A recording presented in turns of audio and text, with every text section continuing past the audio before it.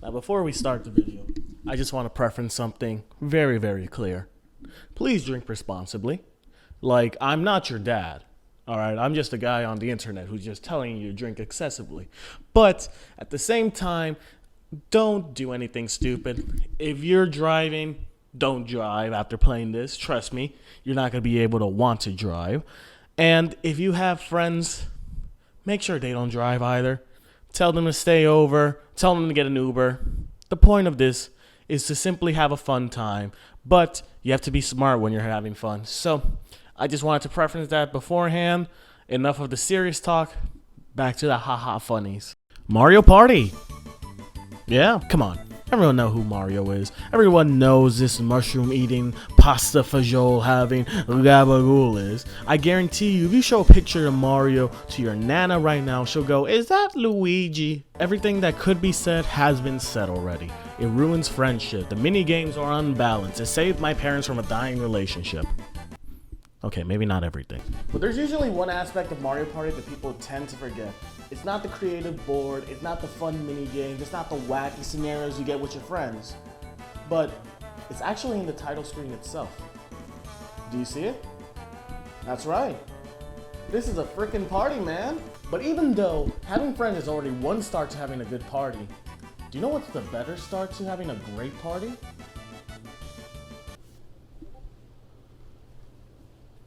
Alcohol.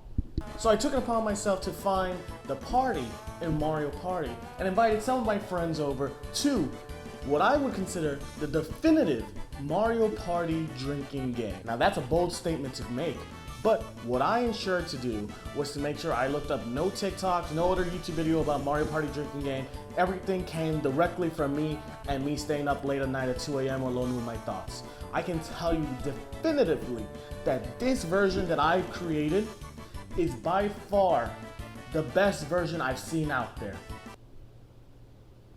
Which means I only have myself to compare, and I think it's pretty fucking fun. Now this video will simply just be the rules for the Mario Party Definitive Drinking Game. If you actually want to see the chaos ensue because of following said rules, well, that'll be the companion video down below. Now, without further ado, let's go right into it and see how you play this drinking game for Mario Party Superstars in particular. Now tell me, what do Mario Party and alcohol have in common? It's better with friends and just depressing if you do it by yourself. Ideally, I want to say you want to have 3 to 5 friends in the mix. The amount of players that you have plus 1 moderator. That way they can keep track of when to take drinks, sips, and shots, and preferably be your designated driver. Now, the purposes of this video, we're going to be using Mario Party Superstar as that's the latest game in the franchise at the moment of this recording. However, there's a lot of older titles that have exclusive rules and exclusive mechanics that you might be saying, hey, wait a minute, those games don't have those exclusive stuff that's in Mario Party Superstar. They have my exclusive stuff. So how do I play this drinking game? First of all, no need to yell at me or else I'm cutting you off. But second of all, yes, that is true. There are exclusive rules set and everything like that. So as a result, by the end of this video, I'm going to rapid fire some exclusive rules from Mario Party 1 through 8. Next, we got to look at the funny haha drinks that give the adults life. Now, in this game, you're going to have 2 different types of drinks ready. Something that you can sip on, such as a beer or a cocktail, and then something you can take a shot. Now, much like picking a difficulty for the CPUs, there are 3 difficulty options in this game. We have lightweight, normal, and alcoholic. Think your easy, medium, and hard. For this demonstration, we'll be playing under the normal rule set, which is 20 turns of both sipping and shot. Now, for lightweight mode, think of this as your easy mode. This is a nice, smoother, casual time for those who want to play and be able to drink, but still have work in the morning tomorrow.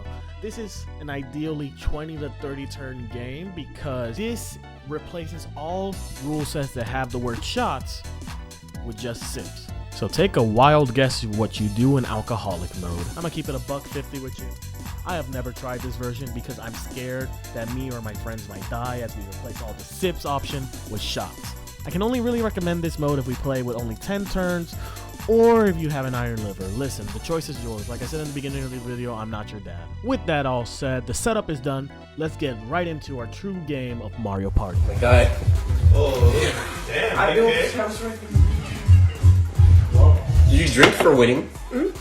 Why? So let's start this off nice and easy and tell you all the rules that will just involve you taking a sip. Starting off with loser sips. No matter how good you may think you are at Mario Party, this game is also a game of chance and you are at the mercy of the video game. As a result, it's almost impossible for you not to lose something such as coin. Which brings us to the first reason as to why you may be taking a sip. If you lose coins via red space, coin steal, minigame, or from Bowser, you have to take a sip. If you land on a happening space, you might be asking yourself, what's happening? Because you're now taking 2 sips for just landing on that happening space. Now, chance isn't the only thing that's involved in how you roll. There's just a lot of things in Mario Party that just involve chance and random luck. Which brings us to the next rule. How lucky are you? An event in the board comes strictly down to RNG, not including 4-player minigames, although duels can count. Then you just flip a coin. Heads, you take a sip. Tails, you take 2 sips. Speaking of luck, we have the Lucky You rule. Now, exclusive to Mario Party Superstar, they are these lucky spaces. Now, if you land on the lucky spaces, lucky you take 3 sips. Congrats, idiot. I'm very lucky. Right now, it seems like I'm making Mario Party all a game about chance. But there is skill involved, and there will be people who are better than you. It is just a guaranteed fact. As a result of this skill issue, people who are better will be rewarded by not taking a drink, and people who aren't better will be forced to take sips. Speaking of winners, in order to win the game, you have to have the most amount of stars. And every time you collect the star, you should celebrate by having other people around you who didn't get a star take a sip. Okay. It kind of seems like I'm being mean to people who are bad at the video game. So here, just to make things a little bit more interesting, sometimes the better players are the one who strategize their dice roll. People who make sure that they can get the most optimal roll by getting the more dice and improving their movement. In this case, we will do the Mushroom Kingdom Here We Come rule, where every time you use an item that increases movement, an even number will get you 2 sips, while an odd number gets you 1 sip. Speaking of items, if you're in an item mini game and you win the item, take a sip to celebrate. And if you lose, take a sip because you're bad. There is something that I like to implement called as the boo toll. Now, the boo toll is very simple. If you steal coins from them, you have to take 2 sips. But it's okay, they're losing coins, so they have to take 1 sip, so it balances out. Finally, the last rule that involves taking a sip would be the bonus sip. So every time you win a bonus star, you take 2 sips for each bonus star that you receive. Which in our playthrough didn't happen because Yoshi won all the bonus stars. Too bad we had shots too. Just check them out.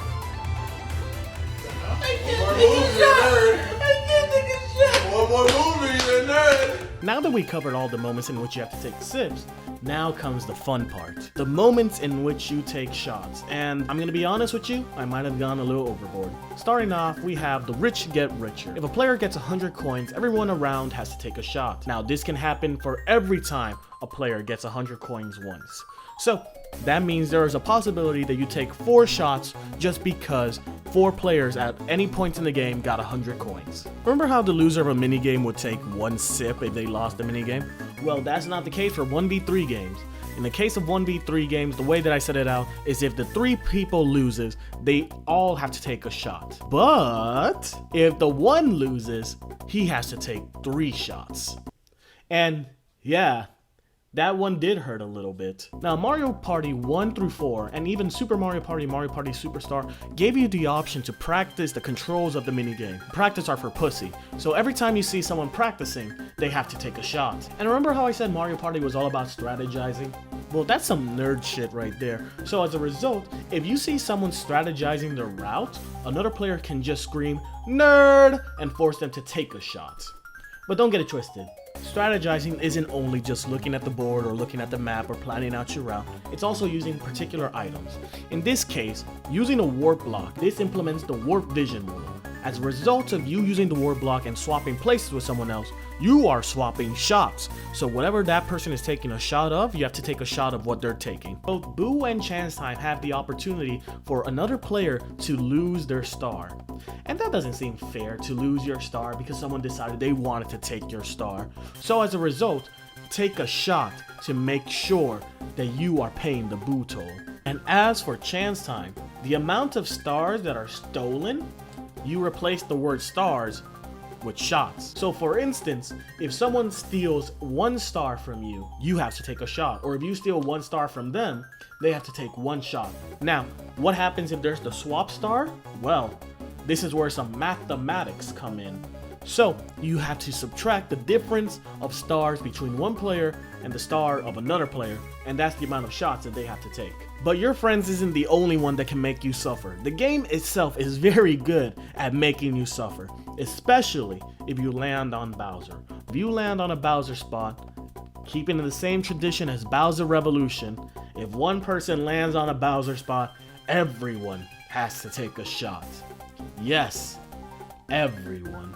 Oh, congratulations, you made it to the last 5 turns. Now they're gonna predict who the winner is. And whoever that winner is has to take a shot. And if somehow you are able to manage to survive a 20-turn game of all the sips and shots and all the friends that we betrayed along the way, well, you are the superstar, I guess? Because whatever placement you get is the amount of shots you have to take. So, for instance, if you get first place, you only take 1 shot, second place 2 shots, third place 3 shots, and fourth place 4 shots. Have fun. And with that, Mario Party Superstar drinking game has been completed. But as mentioned before, there are some game mechanics that are exclusive to the other Mario Party games.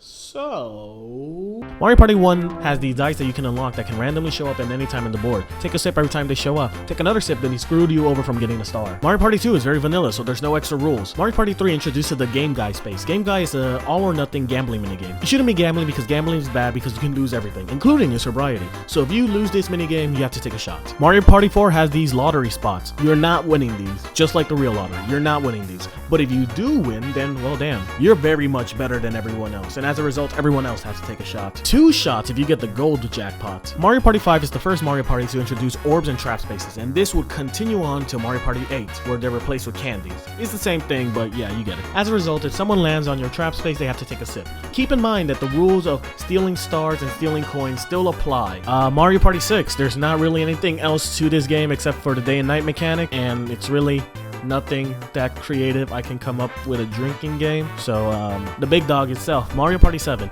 Mario Party 7 has not only character exclusive orbs that they can use, but also introduces Bowser time. These character exclusive orbs can range from okay to what the fuck, that's bullshit. Either way, if you're taking the character exclusive orbs, you might as well take 2 sips. Every turn the Bowser meter goes up, and every 5 turns the Bowser meter fills up, and it's Bowser time, in which Bowser proceeds to Bowser all over you. Take a shot, so you will be taking at least 4 shots every time you play Mario Party 7. Mario Party 8 is the first game to introduce motion controls to the series, and as a result you should take a shot because you're going to be wiggling that controller every time. You might as well get used to it. Mario Party 9 and 10.